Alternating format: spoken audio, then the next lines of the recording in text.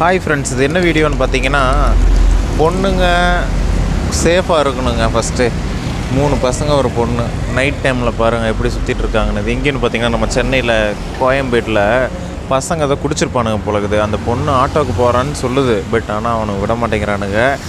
வலுக்கட்டாயமாக போய் மாட்டிக்கிச்சா இல்லை இப்படி தான் சேர்ந்து சுற்றுதான்னு தெரில.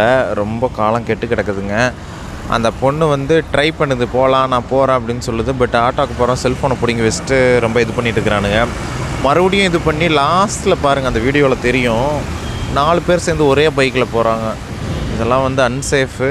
என்னமோ பண்ணட்டும். ஆனால் மீதி பொண்ணுங்க யார் கூட போகிறதா இருந்தாலும் பார்த்து கவனமாக போங்க, விழிப்புணர்வோடு இருங்க. அதுதான் ரொம்ப நல்லது, நம்மளுக்கும் சேஃபாக இருக்கும்.